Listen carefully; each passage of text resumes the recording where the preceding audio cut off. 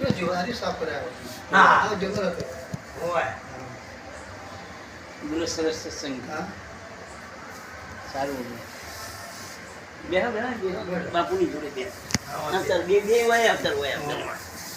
નહીં આવતર બે ને ત્રણ ના લઈને બાપુ હા તમે બોલો કોઈ સારા શબ્દ બી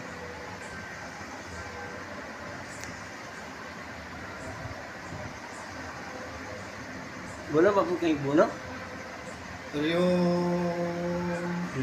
गुरु ब्रह्मा गुरु विष्णु गुरुदेवो महेश्वर गुरु साक्षात परब्रह्म तस्मै श्री गुरुवे नमः तस्मै श्री गुरुवे नमः तस्मै श्री गुरुवे सद्गुरुदेव महाराज की જય अपना मनुष्य जीवन बड़े भाग्य से મળે છે સાચું અને આ મનુષ્ય જીવન કેમ મળે છે એની પીછે શું રહસ્ય છે એના માટે શાસ્ત્ર બોલે છે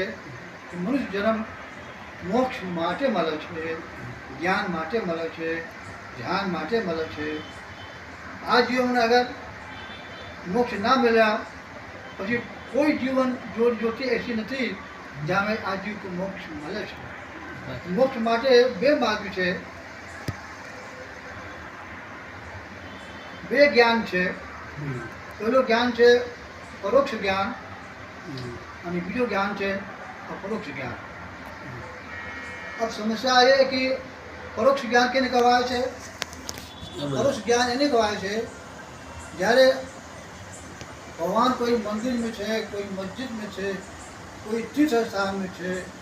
कोई पोथी पत्रा में છે तब तक ये ज्ञान बोला परोक्ष ज्ञान आ ज्ञान से तो माहिती मिले पर परमात्मा ना मिले परमात्मा पाव है तो एक बीजું જ્ઞાન છે જેને બોલાવે છે अपरोक्ष ज्ञान अपरोक्ष ज्ञान કોને કહેવાય છે अपरोक्ष ज्ञान એને કહેવાય છે કે હું પોતે પરમાત્મા છું આ શરીરમાં પરમાત્મા નિવાસ કરે છે એ જ્યારે જ્ઞાન થાય તેને બોલાવે अपरोक्ष ज्ञान એ જ્ઞાન થયા વગર આજે કભી મોક્ષ મળવાનો નથી રામ યાદ રાખો પગે પગે બુજીને મૂકો બે ના બે હાથ મૂકો બે માથે હાથ મૂકો વાહ સરસ થઈ ગયું હો.